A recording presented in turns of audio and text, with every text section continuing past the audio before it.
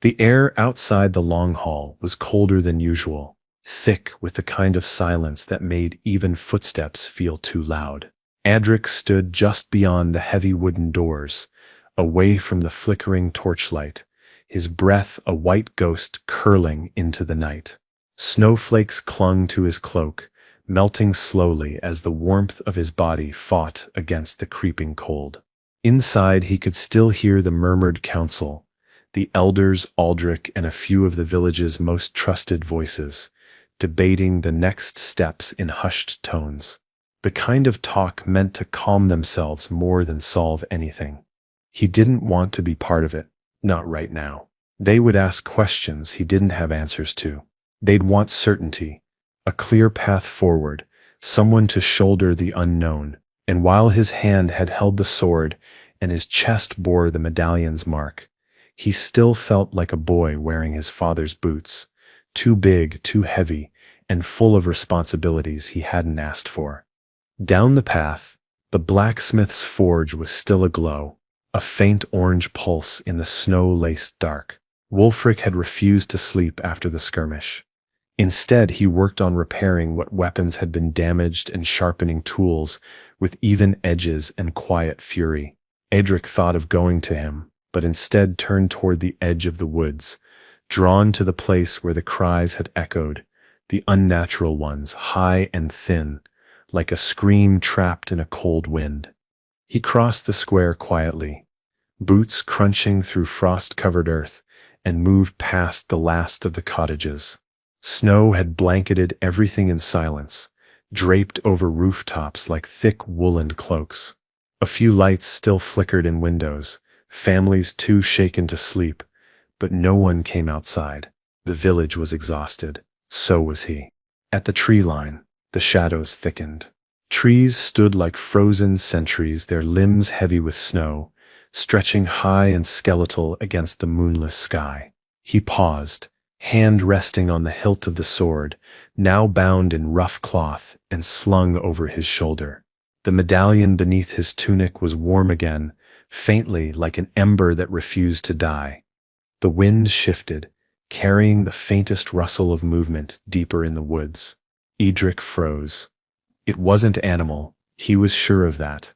It was too deliberate, but after a long moment, the sound faded, and the woods returned to stillness. He didn't follow it. Not because he was afraid, but because something told him that whatever was waiting out there didn't want him yet. Not tonight. He turned and made his way back, slower this time, eyes scanning the snow, the rooftops, the horizon. Everything felt fragile now, like one wrong step might shatter it all. The village had survived the first blow, yes, but winter was far from over, and whatever war had been woken was just getting started.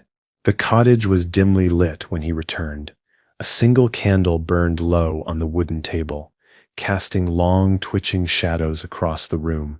Mairin sat in her usual place, wrapped in a thick wool shawl, her hands curled around a cup of something warm, probably the same nettle and mint brew she always made, when sleep felt like a luxury. She didn't look up immediately when he stepped inside. She just listened to his steps, slow and uneven, as if she already knew what weighed on his shoulders. "I kept it warm," she said quietly, nudging the second cup toward him. He removed his cloak and sat opposite her without a word. The steam fogged the space between them. It smelled sharp and earthy, like home. He wrapped his hands around the clay cup, grateful for the heat. Outside, the wind rattled against the wooden walls like a distant warning, but inside, the silence felt almost safe. "They want me to lead," he said, after a long pause, his voice rough with fatigue. "They think because I have the sword, because I survived, I must know what comes next." Mairin finally looked up. Her eyes, green and steady, studied him for a moment. "Do you?" He gave a hollow laugh and took a long sip. "Not a clue. I don't know what Aldric's planning. I don't know who those men were, and I definitely don't know what this medallion really does. All I know is that since I touched it, I haven't been able to sleep more than a few hours without hearing something call my name." Mairin Sep's expression didn't change, but her fingers tightened around her cup. "You Step's not alone in this. Even if they put you at the front, it doesn't mean you walk alone." There was a quiet strength in her words that made his chest ache in a way that had nothing to do with fear or cold.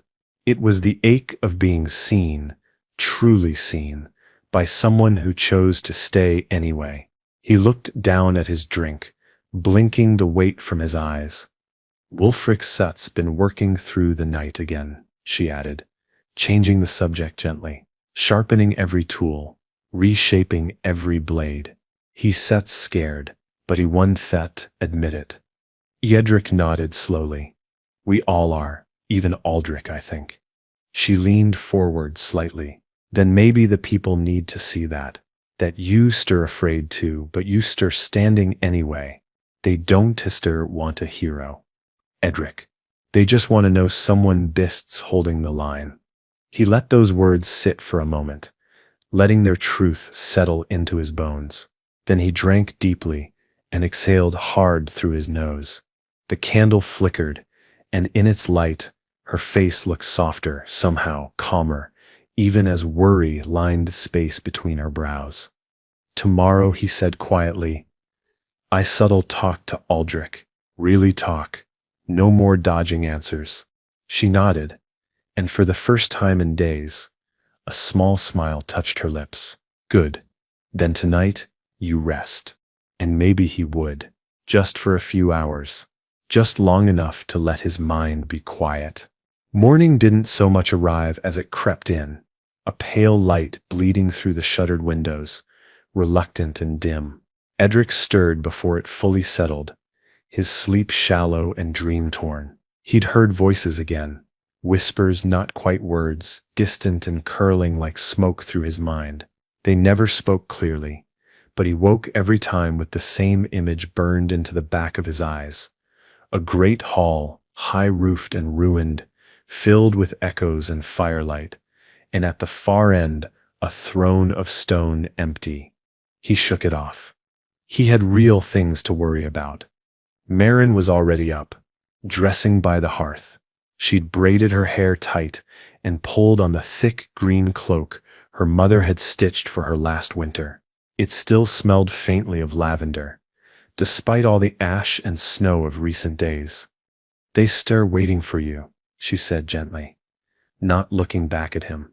Aldric asked to meet near the stables, said he didn't want the council ears for this one.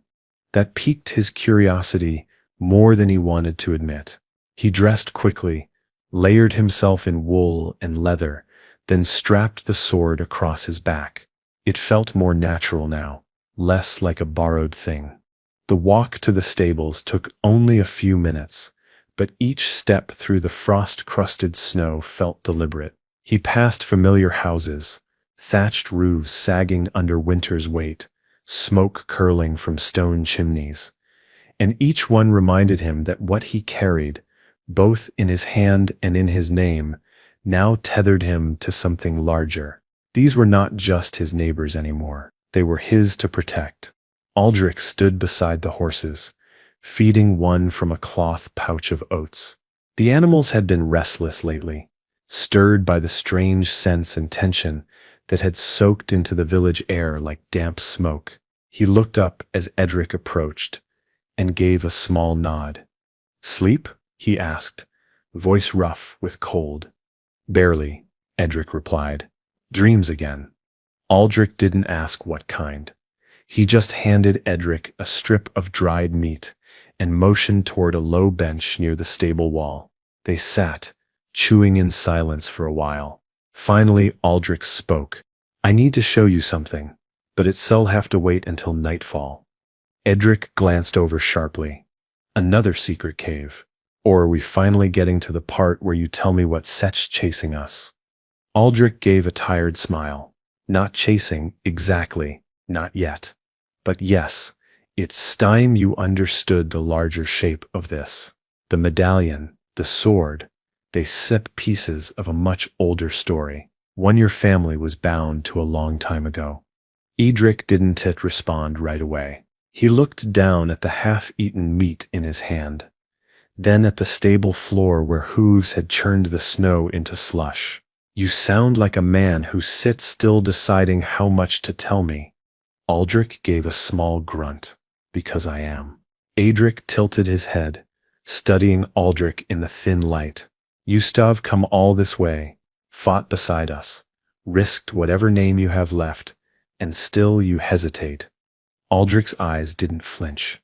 "Not because I want to lie, but because the truth has weight, and once you carry it, there's no setting it down again. I've spent years protecting these stories, keeping them from those who would twist them, and now I have to decide if you're ready for them, or if I'm just desperate." The horse beside them exhaled a heavy breath, steam curling up between them. Eadric chewed the rest of his meat, more out of habit than hunger. "Well," he said finally, "and already the village sep's accidental sword-bearer. Might as well add cursed knowledge to the list." That drew a low chuckle from Aldric. "You really are your mother Set's son." They fell into silence again, this time not uncomfortable. There was a rhythm to winter quiet like this. Words came slowly, weighted, but when they landed, they stayed. Aldric's gaze wandered to the tree line, where the forest began again, distant and dark. "When the sun falls, meet me by the old stone well. Bring no one. I'll explain everything." Eadric didn't ask why the secrecy. He just nodded and stood, brushing snow from his cloak. "One more mystery then," he muttered as he walked away. "Feels like I step 'em collecting them." The day passed in slow motion, as if the cold itself had thickened time. Audric spent the morning helping to fix a broken cartwheel with Wulfric, neither of them saying much beyond the occasional curse when metal met frostbitten fingers. The work was grounding in a strange way, honest, physical, rooted in the here and now. For a few hours it allowed him to forget the ancient blade wrapped in linen and the weight of prophecy curled around his neck. Children chased each other near the well, bundled in wool and laughter, tossing snowballs with a reckless joy that made his chest ache. They had no idea what had nearly come to their doorstep just nights before. No idea how close their world had come to something far darker than cold. Eadric watched them for a long time, one hand resting on the sword hilt hidden beneath his cloak. A strange thing, to want to protect someone from a story they didn't know they were living in. In the afternoon, he helped Brunna the widow rethatch part of her chicken shed roof. Her hands were knotted with age but still fast, and her tongue sharp as ever. "You're too thin," she said, tying a bundle of straw together. "Your mother would have had you eating 6 meals a day if she were here." "She tried," he replied with a faint grin. "But I always slipped away before the second bowl." She gave him a look that could boil turnips. "You start still slipping away. I see it in your eyes. Do Noel Stet think we old ones miss it, when a boy Stet's half in the village and half in some ghost Stet's story?" Eadric kept working, but her words clung to him like snow on wool. There was truth in them, as usual. Ever since the medallion had warmed in his hand, and the strangers had stepped from the trees, he hadn't really been just Eadric the peasant. And maybe he hadn't been for years. Maybe he'd just been waiting for the story to catch up. By dusk, the village fires were being lit. Orange flickers danced in windows and smoke curled up like prayers into the darkening sky. He took a few bites of turnip stew at Mairin's table, but his appetite was dulled by nerves.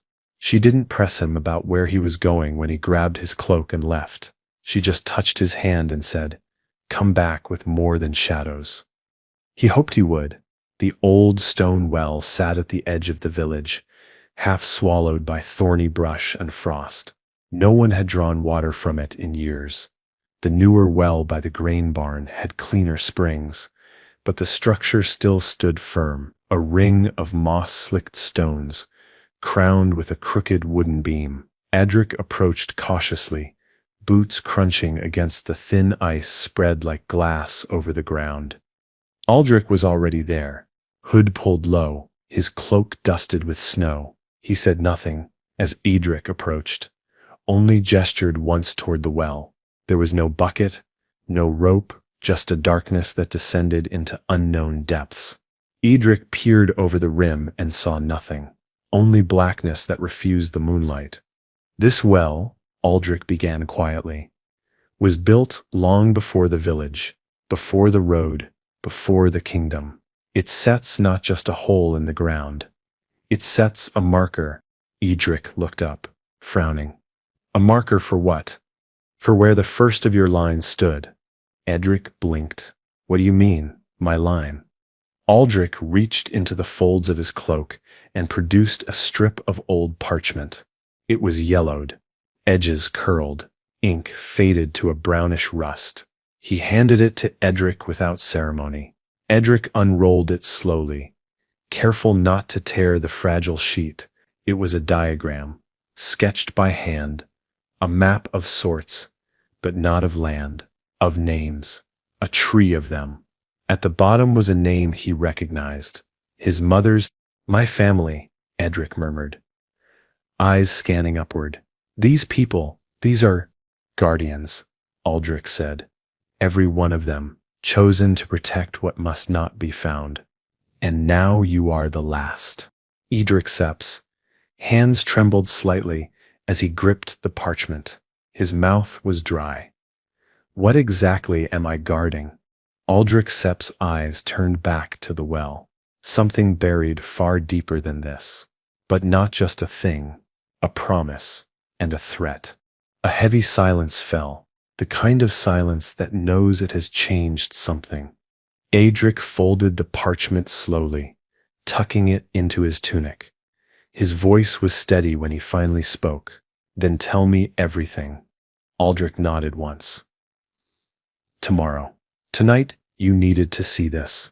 To know what you carry is more than legend. It sets lineage. You were never meant to be just a farmer, Eadric. You were meant to be the lock. And someone, Eadric finished grimly, is looking for the key. They stood there for a while longer, two shadows beside a forgotten well. The snow falling soft and steady like the world itself was holding its breath. Eadric didn't sleep that night. Not from fear, not even from restlessness, but from the sheer weight of everything that had just been laid before him. He sat at the edge of his small wooden bed, feet planted on the cold floor, staring at the parchment Aldric had given him, now laid out across the table in front of the dying fire. The names, hundreds of them, stretched across generations. Some had small markings beside them, stars, daggers, runes he couldn't read. Many were simply names with no notes at all, their stories long turned to dust. His fingers traced his mother's name again, as if he could pull her voice from the parchment. She had never told him any of this, never even hinted at it. To her, she was just a weaver, a widow, a woman who lit candles at the chapel and raised a boy with little more than dried herbs and worn shoes. But now, every moment of her silence felt like part of something deeper, a protection, maybe, or a preparation. The fire let out a weak pop, throwing a wave of heat against his legs. He glanced toward the hearth and saw Mairin stirring from the corner where she had curled up on a sheepskin rug. Her hair was tousled, cheeks still flushed with sleep, but her eyes found him immediately. She sat up slowly, pulling the shawl tighter around her shoulders. "You didn't come to bed," she said softly. "I couldn't sit." His voice cracked slightly from disuse. "This thing Aldric gave me. It stits not just some scroll. It stits a record of everything I never knew I was." She stood and walked over to the table, eyeing the parchment, but not touching it. "And does knowing change who you are?" He looked up at her. "It has to. Doesn't stet it?" Mairin shook her head. "No, it changes what you carry, not who you are." He watched her as she moved to stir the fire, her fingers gentle but practiced. There was something in her ease that calmed him, like she'd always been one step ahead of his fear. Maybe she had. Maybe she'd seen this coming even when he hadn't. He wondered again how much she truly knew. Later that morning, the village began to stir with a different kind of energy. Not fear, exactly, but the kind of quiet tension that lives in the bones after something big has shifted. No bells were rung, no announcements made. But everyone felt it. The snow had fallen, yes, but something older had too. Eadric walked through the village square, with the scroll still hidden inside his tunic, the sword strapped across his back. People looked at him differently now. Not with awe, that would have been too far-fetched for peasants who knew the man who used to muck pig stalls and trip over buckets. No, they looked at him like they might look at a half-tamed wolf. Familiar, but not quite safe. He offered nods where he could. He didn't expect smiles. He found Wulfric near the smithy, hammering out a bent sickle with more force than necessary. The old man didn't pause as Eadric approached. His hammer strikes rang out sharp and rhythmically. Clang, clang, silence. Then a muttered curse. Didn't expect to live long enough to see you strutting through the snow like a lord. Wulfric muttered without looking up. I just said not strutting. You stare carrying steel and secrets. Might as well strut. You speak with Aldric last night. Eadric folded his arms, watching the forge steam and spit. He showed me something. Said I was the last of a line meant to guard something important. Something dangerous. Wulfric didn't respond right away. He lifted the sickle, checked the blade's sep's curve, then plunged it into the cooling barrel with a hiss. Your mother didn't want this life for you. She told me once, after your father died, that she rather you grow up poor and honest than chosen and hunted. The words hit harder than Eadric expected. He looked down at his boots, caked in ash and packed snow. She never said anything to me. She wouldn't. She was better at protecting than confessing. And she was afraid, not of the blade or the prophecy, but of what it would do to you. He wanted to ask more, but Wulfric just turned back to the anvil and grabbed the next dented tool. The message was clear. Enough talk. Work still needed doing. Eadric left the forge behind, walking toward the chapel. Next, the stone building was older than most in the village, its walls patched with mismatched stones, moss growing like veins along the base. Inside, he found Brother Anselm lighting candles along the altar. Strange times, Eadric, the old monk said without looking up. You wear your thoughts loud these days. Eadric walked down the aisle slowly, his boots echoing. Did you know about my family? About the guardians? Anselm paused, turning with a look that was neither shocked nor calm, just sad. I knew enough to pray you, never need to know. Eadric moved to one of the pews, sitting slowly as the wooden bench creaked under him. The scent of old wax, damp stone, and dried rosemary hung in the still air like an old song. You were close to my mother, he said after a moment. Closer than I understood, maybe. Brother Anselm sighed as he sat beside him, his knees cracking as he lowered himself. Your mother used to come here every seventh night, long after others had gone. She'd bring herbs for the sick and light a candle for your father. And sometimes, when the world outside felt too loud, she'd ask me to read to her, always from the older texts, the ones most people ignore. She knew the stories, not just the ones about saints and kings, the ones buried under them. She ever mentioned the medallion? Only once. She asked me what I would do if I knew something that could change the fate of many. But at the cost of one, I told her that no soul is born to save the world. But sometimes the world demands it anyway. Eadric was silent for a long time, staring at the candles. She must have been scared. She was, but she was also stubborn. She believed in waiting, that when the time came, you know what to do. He swallowed. The words felt heavy in his throat, like he was trying to digest a truth that didn't want to settle. Aldric says, Eastem the last guardian, that something or someone is coming for what I carry. Anselm nodded. And do you believe him? I don't know. But I believe something waking, something old. They sat in silence, the candles flickering softly in their sconces. Then Anselm reached into his robes and pulled out a thin leather-bound book. Your mother left this with me, told me to give it to you when you stopped running from who you were. Eadric took the book with both hands. The leather worn and soft, the edges frayed. He opened the first page and saw her handwriting, crisp, precise, familiar, and the first line written there made his breath hitch. The medallion must never reach the door. He looked at Anselm, eyes wide. What door? Anselm only shook his head. That sip's for you to find out. But whatever it opens, its sip's not meant to be opened easily. As Eadric stepped back into the cold, the village looked different.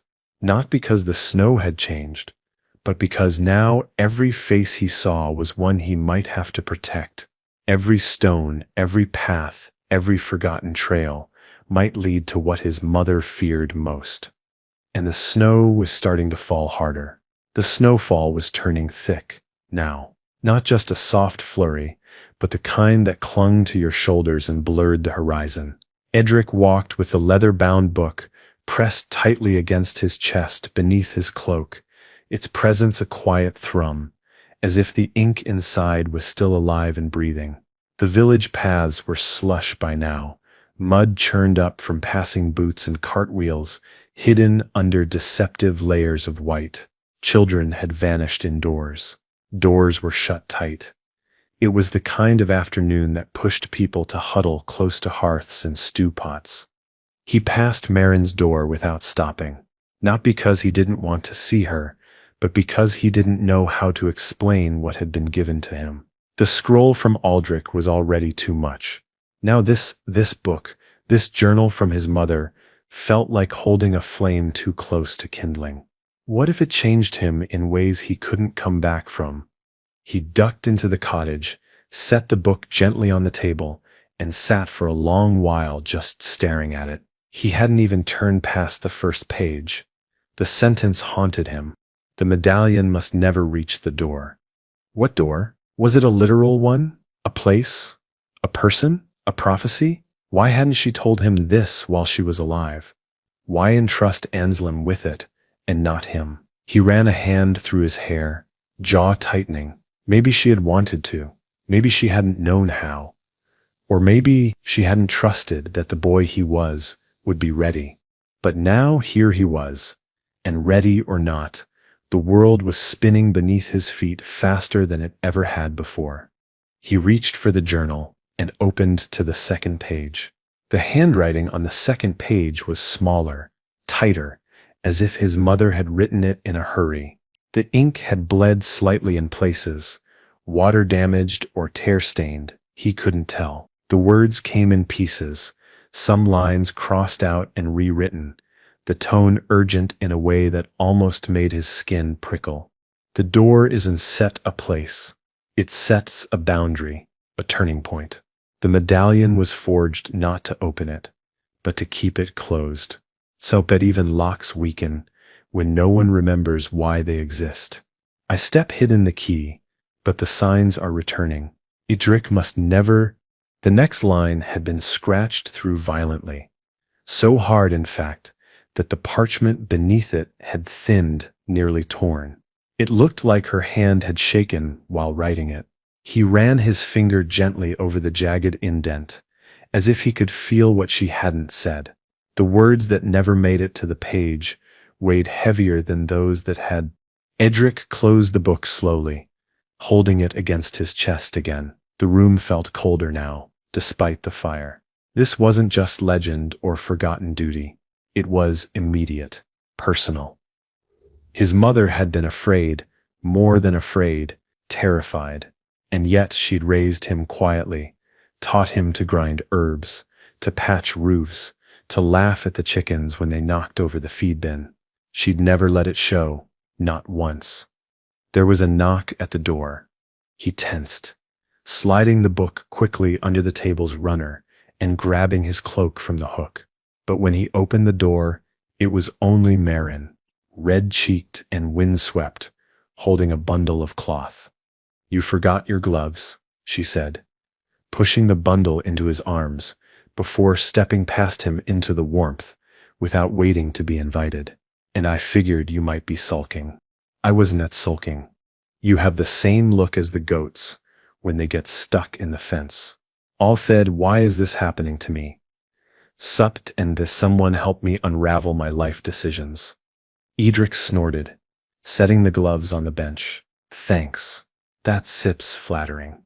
She walked over to the fire, holding her hands to it. "Well, you've got that air about you. And since I know you stir not about to start writing poetry, I figured I stud come check before you grew mold." He wanted to tell her about the book, about what he'd read, about the door that wasn't a door, and the fear in his mother's scrawl, but somehow the words tangled on his tongue. "You ever feel like your life is a cart that took a turn you didn't choose?" he asked, instead. "All the time," she said. "Usually right after I wake up and remember I live in a village where people think boiled turnips are exciting." She moved with a confidence Eadric envied, her boots clunking softly on the wooden floor, her sleeves rolled up just enough to show the faint freckles across her arms. She didn't need to speak like a seer or carry an ancient sword to feel rooted. She simply existed like she belonged, and somehow that made everything around her feel a little less like it was falling apart. He sat beside her, both of them staring into the fire. The flames licked at a cracked log, sending faint sparks upward into the chimney. For a while neither spoke. The heat was good, the silence even better. Finally he reached into the table runner and pulled out the book, holding it between them. "I found this. It's hers. My mother's," he said. Mairin Sep's gaze softened instantly. She looked down at the worn leather, then back to him. "Have you read it all?" "Only a few pages. Enough to wish I hadn't stat," he admitted. She wrote about the medallion and a door. Not a real one, something more symbolic, I think, like an ending or a beginning. She sounded scared. Mairin didn't flinch. She was quiet for a while, then reached out and touched the corner of the book with 2 fingers, almost reverently. She knew something was coming, then. "Seems like it." Eadric rubbed a hand across his mouth. "Aldric said the same, that I was the last guardian, that the medallion is tied to a story older than our village, older than the sword. My mother, she wasn't set just keeping secrets. She was holding back a storm." Mairin met his eyes. "Then you stir the wall between it and us." "I'm a farmer," he said. "I plant things. I fix roofs. I know how to wrangle sheep. That sits it. You stir also the boy who ran into a fight. He didn't start to protect a village that didn't expect him to. You stir more than you think you are, Eadric." He looked back at the fire. "I hope so, because I think I'm going to need to be." Outside, the snow was still falling, but the wind had shifted, no longer swirling randomly, but blowing from the east. It carried with it a faint scent of smoke. Not from hearths, from something older, something burning that shouldn't be burning. Eadric rose, sliding the book into his cloak. "Come with me. There's something I need to see." Mairin stood too, without hesitation. "Where?" "The eastern ridge. If something's Sepin's coming, I want to see it first." And as they stepped into the cold again, the edge of something new pressed just beyond the trees. Not a storm. Not yet. But the air had teeth now, and they were beginning to bite. The path to the eastern ridge was barely visible now, swallowed by snow and silence. No one had traveled it since, before the first heavy storm, and even in summer it was more deer trail than road. Cedric led the way, eyes narrowed against the wind, his boots crunching through the crusted frost. Mairin followed close, hood drawn tight around her face, a bow slung over her shoulder, and her breath short but steady. The trees here grew taller, older, their bark worn and silvered by years of cold. It was said they marked the border between the known world and what the monks once called the unquiet land. Stories told around fire pits, whispered of lost villages swallowed whole, of ruins that screamed at night, of torches seen bobbing in places where no road should be. Most people laughed it off, of course. Every village had its ghost stories, but now with the wind howling like a name half remembered, Eadric found it harder to laugh. They walked for nearly an hour before the trees thinned, and the ridge emerged a long curve of rock and snow overlooking the frozen river below. The valley stretched out beneath them, silent and stark, flanked by cliffs and shadows, and there across the river was the smoke. It rose in thin columns, 5 or 6 in all, barely visible against the pale sky. Not the gray drift of a hearth or oven fire, but the black, acrid coil of something burned fast and hot, something scorched, and there was movement, small figures darting between the trees, too far to make out clearly, but too many to be a hunting party. Mairin stepped closer. "That Sep's not a camp." "No," Eadric said, voice low. "That Sep's a raid, or the beginning of one." She looked at him. "You think they stir the same as the men from the woods?" "Could be," he replied. "Or worse, whoever they are, they stir organized." They stood there for a long while watching the smoke rise in slow spirals, the valley below too quiet to be trusted. The air smelled of ash, of a story that hadn't reached them yet. By the time they returned to the village, dusk was leaning into night. The sky had turned the color of hammered pewter, and snowflakes fell like ashes, gentle, steady, endless. Eadric pushed open the door to Aldric's hut without knocking. Inside, the fire crackled, and the old man looked up from a spread of maps and scrolls. His expression didn't change. "You saw it," he said flatly. Smoke, Eadric confirmed, stepping inside and shaking snow from his cloak. More than one source, across the river. "Movement?" Aldric asked. "Organized. They stir setting something up. Not just a hunting party." Aldric muttered something under his breath, then motioned them both closer. The map on the table was older than it had any right to be, the parchment yellowed and stiff, the ink fading into veins. It showed not just the village but the entire valley, and beyond that, a shaded outline labeled in script too old to decipher. "As have been tracking their position," Aldric said. "They sep encircling us for days, testing the perimeter, looking for weaknesses." "Why haven't they struck yet?" Mairin asked, leaning over the map. "They step not after plunder," Aldric replied. "They step after the medallion. They think Eadric knows where the key is." He paused, then added, "They may be right." Eadric frowned. "You said it was hidden." "It is," Aldric said, "but it's Sep's waking up. These things, they can sense when their opposites stir. And they can sense you." There was a long silence. Eadric stared at the map, the faint lines of valleys and trails, rivers and ruins. He felt like he was falling into the parchment, like the lines were wrapping around his ribs. "So what do we do?" he asked. "We hold them off, as long as we can. And then?" Aldric met his eyes. "Then we follow the map to where the story began." The following morning, the village awoke to the sound of hammers and the sharp clang of metal. Wulfric had already roused the able-bodied men and women before the sun had even dared rise, setting them to reinforce the palisade wall, gather stones for sling pouches, and strip the forest edges of any growth that could offer cover. Children were sent door to door, fetching nails, twine, and anything sharp enough to pierce hide or armor. No one said the word siege, but everyone felt it. Eadric moved between them, not as a leader giving orders, but is a man simply refusing to be still. He helped lift timber, patch fence gaps, teach the boys how to string bows. He didn't wear the sword today. Not because it wasn't needed, but because the sight of it alone tightened the villagers' shoulders. Let them see his hands first. His effort, the blade would come later.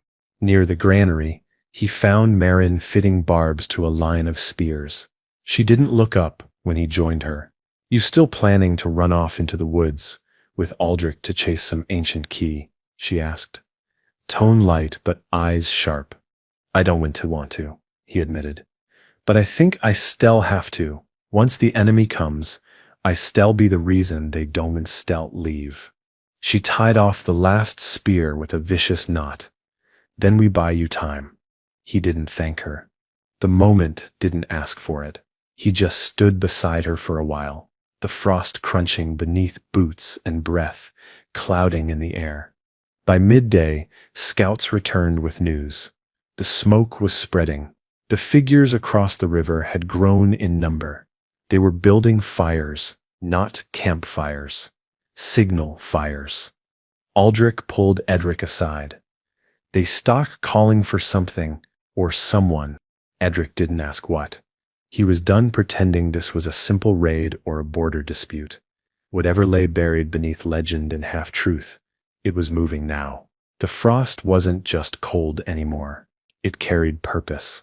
That night, as the village settled into a nervous quiet, Eadric stood on the eastern wall, watching the horizon for any sign of movement. Behind him, the villagers pretended to sleep. Below him, his world waited to be tested. And somewhere beyond the river, the past creaked open its long-forgotten door. Whatever came next, it would not come quietly. The first arrow arrived at dawn. It whistled out of the fog without a sound of warning, embedding itself in the wooden post of the east wall just inches from Eadric's shoulder. He turned instantly, scanning the tree line, but saw nothing. Only snow, pale and thick, blanketing the horizon like a shroud. Whoever had loosed the shot was long gone, or well hidden.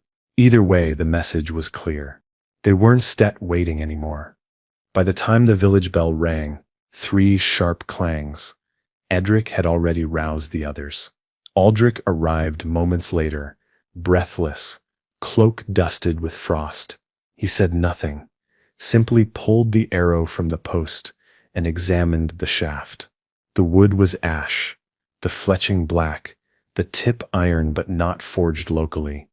"It's studs not meant to kill," Aldric said, tossing the arrow down. "It's studs meant to remind you they studs there." "They still been there," Eadric replied. "What changes now?" "They've decided it's time to test our walls." Sure enough, as the sun cracked the horizon and light spilled over the trees, a slow march began. Figures emerged from the forest, cloaked and shrouded, not in tight formation, but in a line of loose, shifting movement. There were too many to count, but more than Eadric had hoped, far more than the village could face head-on. Wulfric was already barking orders by the time the enemy reached the edge of the field. Archers to the wall, children to the cellars, spearmen to the gate. Smoke curled behind the first wave. Not fire yet, but the promise of it. Mairin appeared beside Eadric, bow in hand, quiver half empty already. "They don't look like soldiers," she said. "They star not," he replied grimly. "They star believers." The first clash didn't come with trumpets or screams. It came with silence. A figure in a tattered black cloak stepped out alone, moving across the open snow with deliberate, graceful steps. Their face was hidden behind a bone-white mask, its features carved into a permanent grimace. They carried no weapon, only a staff of twisted birch, carved with sigils that shimmered faintly even in daylight. The villagers on the wall held their breath. The figure stopped just beyond the range of a bow and raised the staff. A low hum echoed through the air, unnatural and thick, like a horn heard underwater. It pressed against the eardrums, vibrated through teeth and bone. Eadric felt it pulse against the medallion beneath his tunic, hot, then cold, then hot again. Something inside it was resonating, waking. Aldric muttered an oath and stepped forward, hands clenched into fists. They stare summoning, but not for show. What are they calling? Eadric asked. Something that sips been buried, something that sips hungry. The sound cut off abruptly, as the figure in the field slammed the staff into the ground. Snow exploded upward, in a perfect circle, and the earth beneath it groaned. For a moment, nothing happened. Then, from behind the enemy lines, came movement. Not more cloaked figures, but something else. It slithered rather than walked, long, black, and low to the ground, like a wolf with too many joints. Its eyes glowed faintly, 2 pinpricks of blue fire in a shadowed face, and it wasn't alone. 3 more emerged behind it, spreading out, sniffing the air. Eadric knew instinctively what they were searching for. Him. They separ not just here for the medallion, Aldric whispered. They separ here to make sure the last guardian doesn't live to pass it on. Eadric gripped the sword at his side. The blade hummed slightly in his palm, as if recognizing the threat or the moment. Then we don't let them through, he said. The creatures didn't charge. They moved with eerie precision, sniffing, twitching, crawling through the snow like they'd rehearsed this 100 times, their heads tilted now and then, as if listening to something no one else could hear. The masked figure in the field stood motionless behind them, the staff still buried in the ground, humming low. Wulfric barked orders from the south wall, pointing archers toward the movement. Aim low, don't wait for them to get close. We don't want to find out what those things eat. Mairin already had an arrow knocked. Eadric stood beside her, breath slow, watching, waiting. As soon as the first beast crossed the outer fence line, a boundary of sharp wood and woven bramble, she let the shaft fly. It hit, buried itself in the creature's side with a wet, cracking sound. The thing stumbled, let out a hiss more like steam than breath, and kept moving. Not good, she muttered. The second volley came harder. More arrows, more precision. 2 of the beasts dropped, squirming in the snow, limbs flailing like spiders tipped on their backs. The others began to run, all pretense of stealth gone, charging the village with terrifying speed. Eadric moved without thinking. He dropped down from the platform, boots thudding into the earth, sword already drawn. It pulsed again in his hand, the steel vibrating with something that wasn't fear, but something close. He could hear the villagers yelling behind him, steel scraping, arrows whistling. The first beast leapt from the snowbank, mouth open, jaws stretching wider than any natural creature should have. Eadric ducked, left, and swung. The blade sang, yes, actually sang, and cleaved through fur and bone in a single strike. The beast hit the ground in 2 twisted halves, its inside steaming in the cold. Another was on him immediately, faster than it should have been. But he was ready now. The sword moved like it had memory, like it had danced this dance before. He cut the second down as Mairin's arrow caught the third in the eye from above. They stood panting amid the broken snow, blood soaking into the white like spilled ink. Eadric looked up toward the ridge. The masked figure was gone. Only the staff remained, still glowing, still humming, and the snow around it was starting to melt in a perfect spreading circle. The melting snow around the staff wasn't just unusual, it was wrong. The circle widened too perfectly, too quickly. Where the snow vanished, the ground beneath steamed and hissed, releasing a faint blue vapor that shimmered in the early morning light. It smelled faintly of copper and violets, unnatural and sweet in a way that made the back of Eadric's throat tighten. He approached slowly, sword still in hand, its surface slick with a mixture of blood and frost. The staff vibrated subtly as he neared it, not violently, just enough to make his teeth ache and the air feel charged. The hum deepened in pitch the closer he got. It wasn't loud, but it was personal, like it was aware of him. Behind him, Mairin kept her bow half raised, her eyes flicking between the tree line and the strange light seeping from the ground. "This thing isn't set just a weapon," she muttered. "It sets an anchor." Eadric knelt slowly and touched the edge of the melted earth with the back of his gloved hand. The heat wasn't from fire. It was more like a fever in the land itself, like something beneath the soil was awake now and stretching. "Don't let touch the staff," Aldric warned as he approached. "Not yet." It sussed a thir, a crack in the veil. Whoever that figure was, they didn't just summon creatures. They opened something. "A door?" Eadric asked, rising. "Not the one," Aldric replied. "But a window, maybe. A test." Eadric stepped back, eyes narrowing. How many more tests are there going to be? As many as it takes for the other side to know if you are strong enough or weak enough to tip the balance. The staff continued its low hum as Aldric studied it, tracing invisible patterns in the air with his hand, but never quite touching it. Eadric noticed his eyes narrowing with each pass, like he was translating something only he could see. Behind them, the villagers had begun cautiously cleaning the battlefield.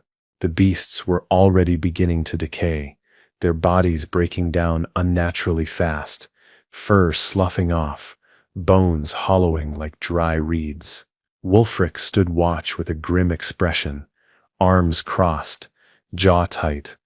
"They weren't set natural," the smith finally said, as he joined them. "I seen all manner of beasts in my time. Wolves, bears, things from the mountains that don't even have names. But those things, they were made. Made for hunting," Eadric added, "and not for food." Wulfric spat into the snow, watching the spittle freeze on contact. "Whatever sesh stirring, it's sesh not from this world." Aldric stepped back finally and looked at Eadric. "The staff is too dangerous to destroy, too rooted in what its Sid's doing. Then what do? We bury it, but not here. We still need to take it to the northern stones. There are runes there, wards older than anything in this valley. It still hold." Eadric Sat's eyes narrowed. "You mean we leave the village? In the middle of this?" Aldric nodded.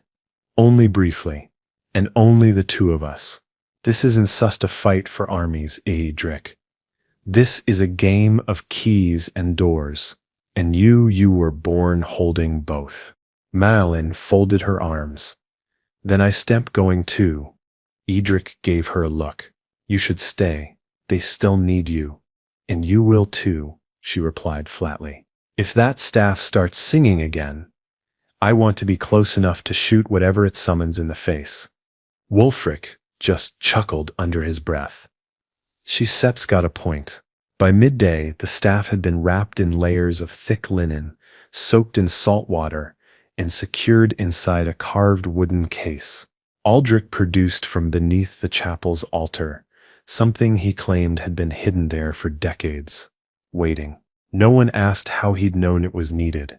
No one had the strength left to be surprised. Eadric packed light: a cloak, dried rations, his mother's journal, and the sword. The medallion he kept around his neck, tucked beneath layers of wool, though its weight seemed to grow heavier by the hour. Mairin brought her bow, extra arrows, and a small leather pouch filled with fire-starting resin and dried sage. She also smuggled a tiny flask of elderberry wine, for morale, she claimed. Wulfric saw them off with a grunt and a handshake that lingered longer than necessary. "You come back," he said. "Or don't come back alone." The northern stones lay beyond the old forest, past the ruined bridge and the salt marshes where the ground sometimes breathed on its own.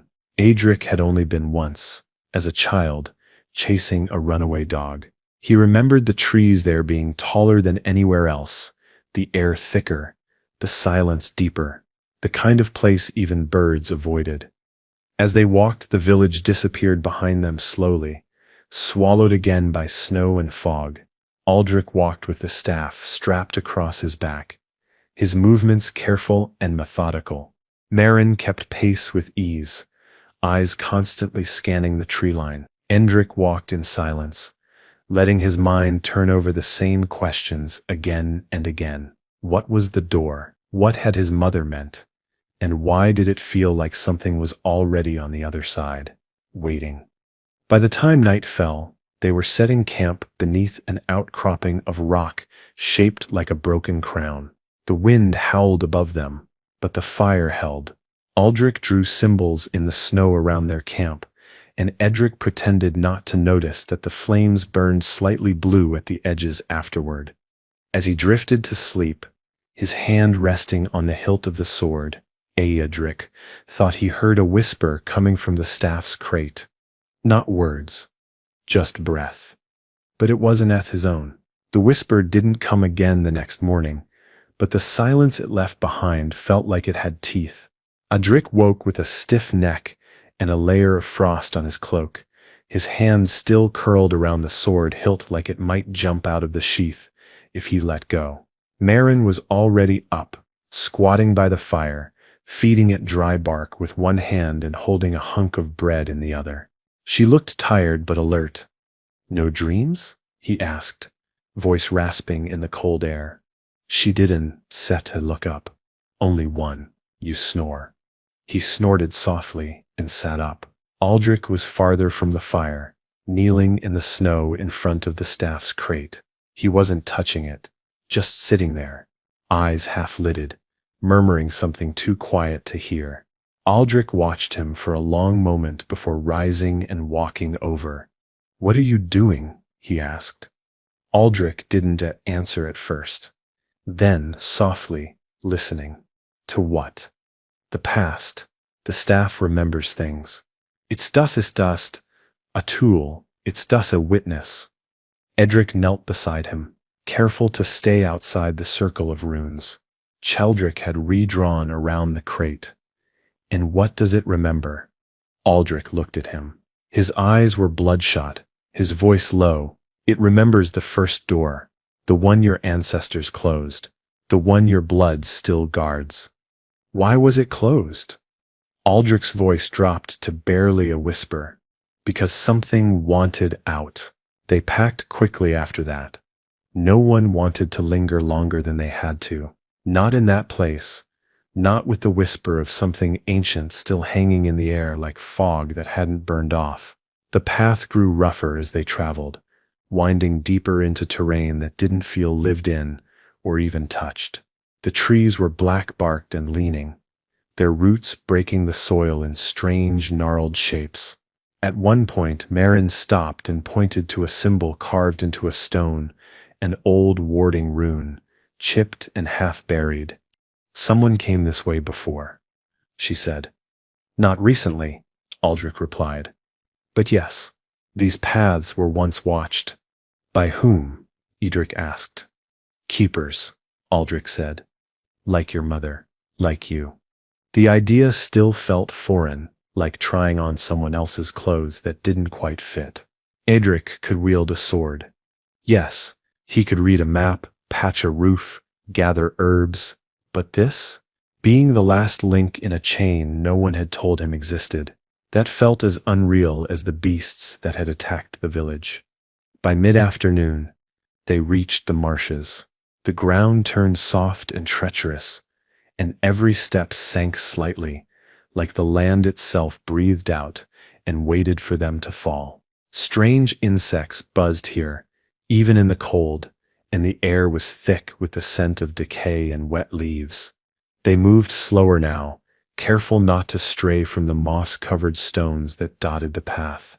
At the heart of the marsh, the stone circle finally emerged. Massive, moss-draped, and arranged in a perfect ring, the stones stood like sleeping giants. Some were cracked. One had fallen. but the space they enclosed still hummed faintly with energy, the same frequency as the staff, low, persistent, ancient. Mairin let out a slow breath. This is where we bury it. Aldric nodded. Where we seal it. But first, we must wake the stones. Waking the stones wasn't a matter of shouting or chanting. It wasn't even a ritual, at least not in the way Eadric had expected. It was remembering. Aldric explained it as he walked the perimeter, touching each stone with a fingertip and murmuring words in an older tongue, words that felt like they belonged to the wind more than to men. Eadric and Mairin watched from the center of the circle. The ground inside was firmer, more solid, a clearing of grass and frost. The staff in its wooden box pulsed gently, as if reacting to the stones around it, recognizing their presence, or maybe fearing it. Aldric returned after the final stone, face pale but steady. It's ready, he said. Eadric unslung the box and knelt in the center. He hesitated only briefly before pulling open the lid. The staff no longer hummed. It throbbed, a slow rhythm like a second heartbeat in the air. He felt its energy crawling up his arm, just from proximity. Place it in the center, Aldric instructed, and step back. The stones will do the rest. Eadric obeyed, placing the staff on the ground and retreating several paces. As soon as he cleared the imaginary line of the stone's reach, the earth responded. The ground quivered. A faint blue light spread from the base of the staff, arcing out in delicate lines like frost growing in reverse. It touched each stone, and they answered with a low hum, each note resonating in a different pitch, until it felt like standing inside a song made of stone and earth. Then the light flared, brief, blinding, and vanished. The staff was gone, buried beneath the earth, trapped under symbols that hadn't been spoken aloud in 100 generations. For the first time in days, the medallion around Eadric's neck went still. Mairin let out a shaky breath. Did it work? Aldric nodded. For now. But none of them missed the thin crack that had appeared in one of the stones, or the fact that the light had vanished faster than it should have. The walk back began in silence. Not the comfortable kind, like those long walks after a shared meal or a quiet snowfall. This silence clung to their cloaks, pressed against their ears, made every footstep sound louder than it should. The trees felt closer now, hunched like listening figures. Even the marsh insects had gone quiet. Eadric kept touching the medallion at his chest. It wasn't humming anymore, no pulse, no heat, but the stillness of it unnerved him even more than the motion. It was like a storm that had suddenly gone quiet, right before the sky split open. Mairin walked ahead, arrow notched loosely in her bowstring. Her eyes scanned everything, even though there was nothing to see. Aldric brought up the rear, occasionally muttering into the collar of his cloak, like he was arguing with someone who wasn't there. The sun dipped low as they reached the edge of the marsh, bleeding gold over the trees. For a moment, it felt like maybe the worst had passed, that the cracked stone was just an old wound reopening, and not a sign of something breaking loose. But then Eadric saw the first sign. A tree split clean down the middle, not from lightning, from something else. There was no scorch mark, no sap, no splintering, just a perfect surgical divide, like a blade had come down from the sky. The halves leaned away from each other, like twins disagreeing. Mairin stared at it for a long time. That wasn't set like that when we passed. No, Eadric said, stepping closer. And look, on the ground, near the roots, were footprints, bare, human, but the toes were wrong, too long, twirled like talons.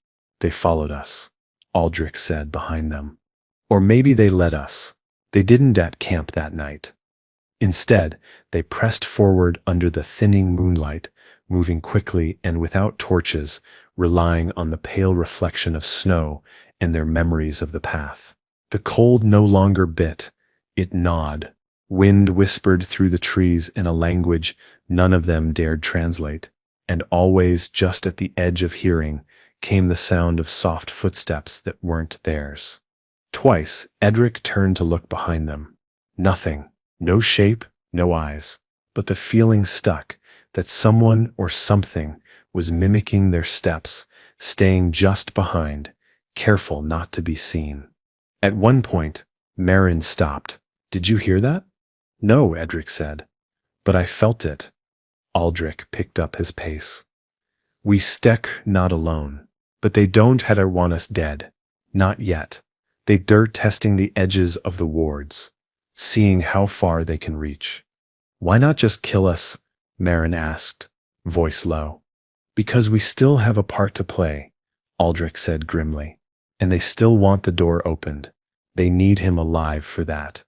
That last part hit Eadric like a splash of ice water. It wasn't just that they wanted him dead. They needed him functional until the very end. Until whatever ritual or trigger or final key he unknowingly carried could be turned in the lock. Then, perhaps, they'd finish the job. By the time the village lights flickered into view on the horizon, relief was tempered by dread, because the world behind them no longer felt separate. It felt close, leaning in, as though the forest had changed while they were away. And Eadric knew, even before the first shout reached his ears, that something had already gone wrong. The village gates were open. That was the first sign. Eadric broke into a run without thinking, cloak snapping behind him, boots hammering frozen dirt. Mairin was just behind, her bow drawn despite the risk of tripping, and Aldric, older, slower, shouted something behind them that neither stopped to hear. The snow around the entrance was trampled, scattered with broken bits of kindling, drops of dark liquid, and a single boot. Inside the wall, things were worse.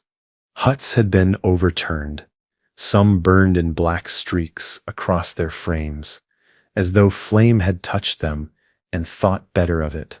Smoke curled from a still smoldering haystack near the stable. One of the cart oxen was missing, the other lay sprawled, ribs split open like a butcher's table, its eyes glassy and staring at nothing. Eadric's heart pounded in his throat as he reached the square. He shouted names: Wulfric, Thea, Lorne, anyone, but only the wind answered. Then he heard it, the unmistakable creak of leather armor. From the chapel sip's side door, Wulfric emerged, sword drawn, covered in blood and ash. "They came from underneath," he gasped, "from the root cellar. We didn't even hear them until it was too late." "Who?" Eadric demanded. "Not people," Wulfric said. "Not really." He gestured behind him, and Eadric followed his gaze. The chapel floor had been ripped open, the stones split and tossed like dice. A hole yawned in the center, dark and wide, ringed in claw marks and something worse. Lines etched into the stone in that same twisting language that had followed Eadric since the sword first came to his hand. Aldric caught up at last, panting. He didn't look surprised. "They found the tunnel," he said. "The one beneath the chapel. The old one." "You knew about this?" Eadric growled. "I didn't think it still led anywhere. I was wrong." They stared into the hole. A whisper came out. Not wind. A voice. Calling Eadric Sep's name. The descent was not chosen. It was demanded. Eadric stood at the mouth of the split chapel floor, breath visible in the cold, staring down into a place older than anything above it. The stones around the edge weren't natural. They were shaped, set with purpose, a ring of runes that pulsed faintly when he neared, not glowing, breathing. Mairin knelt and traced one of the marks with her gloved hand. These weren't Sept just made. They were made for something specific. To hold something in, Aldric muttered behind her. Wulfric had cleared the square, sending the surviving villagers to gather in the longhouse for warmth and safety. Whatever had clawed its way up from beneath hadn't taken many lives it hadn't needed to. It had come to leave a message, one Eadric still heard echoing in the back of his skull. The first few steps down were stone, slick with moisture, then the walls closed in, and the air thickened. Mairin lit a torch. Its light flickered oddly against the tunnel walls, as if the shadows were trying to swallow it whole. The deeper they went, the quieter everything became. Even their own breathing seemed muffled, like the air didn't want sound to travel. The tunnel turned sharply left, then descended in a gentle spiral. The walls widened, but not from excavation. They were carved like ribs, like the tunnel itself was the inside of something once living. The symbolism wasn't lost on Eadric. "This isn't set a crypt," he said aloud. "No," Aldric replied. "It stuts a throat." Mairin glanced back at him. "And what sips at the bottom?" Aldric didn't answer, but they kept walking. They reached the chamber slowly, the last curl of the spiral, revealing a space far wider than expected, an underground cathedral of sorts, hidden beneath the village like a buried memory. The ceiling arched impossibly high, vanishing into shadow, and the walls were carved with thousands of overlapping runes that looked like they'd been scratched in over centuries, maybe longer. The floor was smoother here, not dirt or stone, but something else, a black surface, polished and cold, that reflected the torchlight without giving anything back. It felt less like standing on a floor, and more like standing atop something sleeping. Eadric stepped forward slowly, each footfall echoing with a strange delay. Mairin moved beside him, arrow nocked. Eadric remained by the wall, tracing one of the runes with his eyes, lips moving silently. At the far end of the chamber stood a pedestal, and on it a mirror, tall, oval, framed in iron twisted like thorn vines. The glass was dark, but not dead. It shimmered faintly with something behind it, not a reflection, a presence. Eadric approached cautiously. His heartbeat slowed the closer he got, not with calm, but with pressure, like his body was trying to match a rhythm that wasn't his own.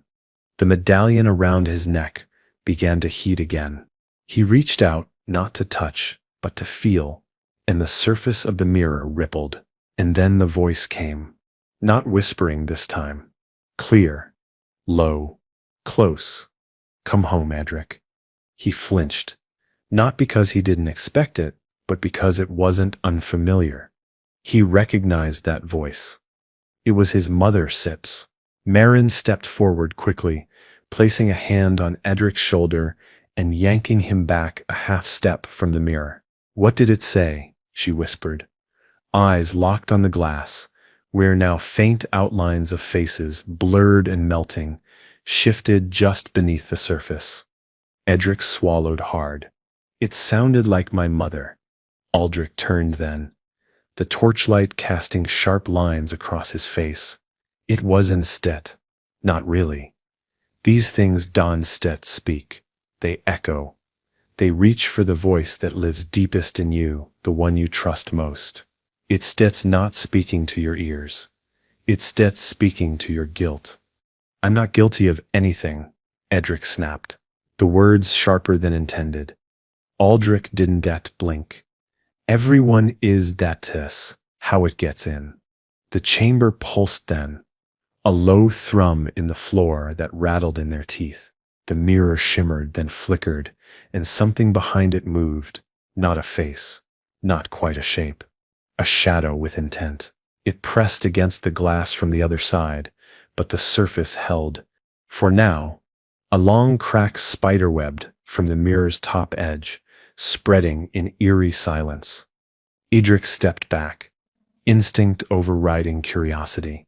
The medallion around his neck burned cold now, colder than ice, like it was fighting something he couldn't see. He clenched his jaw. "We stir not ready to face whatever that is." "No," Aldric agreed, "but it sets ready to face you." Mairin pulled an oil-soaked cloth from her belt and tossed it over the mirror. The shape behind the glass faded as the cloth blocked its gaze. The pressure in the air lightened, but only slightly. "Let Sets go," she said, "before it decides it doesn't need permission to come through." Eadric nodded, but one question pulsed in his skull as they turned to leave. If that was a reflection of his mother Sip's voice, was she still out there? Or was whatever stood behind that glass already wearing her face? They didn't speak on the way back up the tunnel. The silence pressed against their backs, like a second cloak, thick and hard to breathe through. Even the air felt heavier now, less like breath, more like fog infused with old secrets. Every footstep was answered by the whisper of stone behind them, as if the cavern were not done with them, only waiting for them to realize it. Eadric's hand didn't leave the hilt of his sword, not because he expected an attack, but because it was the only thing that felt solid, real. His legs moved, but his thoughts stayed behind, rooted in that mirror and the impossible voice that had crawled out of it. His mother, or not. What scared him most wasn't the possibility that it wasn't her. It was the possibility that it was. Mairin checked over her shoulder constantly. Her expression was blank, but her posture screamed tension. She hadn't said a word since covering the mirror. And Eadric didn't push her. He felt the same crack running through his mind, something fragile and quiet, ready to splinter if anyone pressed too hard. Aldric was the only one who looked steady, but his silence was heavier now. Not like a man hiding fear, but like one carrying knowledge he could no longer afford to share. They reached the surface just before dawn. Snow fell gently over the ruined square. No more screams, no more smoke, just cold and quiet and the subtle knowledge that something beneath their feet now knew them by name. The villagers had returned to the longhouse, packed shoulder to shoulder around the fire, faces hollowed by sleeplessness and fear. No one asked what had happened beneath the chapel. They just watched Eadric, wide-eyed and wordless, as if looking at someone they weren't sure belonged to them anymore. Wulfric handed him a mug of weak cider without speaking. The smell was bitter, slightly burned. It helped. Mairin sat across from the hearth, unmoving, her bow lying forgotten at her side. She stared into the flames, but her eyes didn't reflect the firelight, not the way they used to. Aldric remained near the door, scribbling runes onto wooden scraps and muttering to himself. "Protective charms," he said. "For windows, for doors, for children's cradles."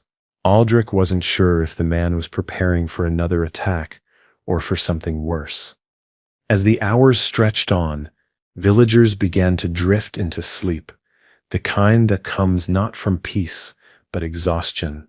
Eadric remained awake. He could feel the weight of the sword against his leg, the chill of the medallion against his skin, and somewhere deep beneath that, the echo of his name still spoken in that impossible voice. He stepped out into the snow before dawn, hoping the air might clear his thoughts. Instead, he found someone waiting.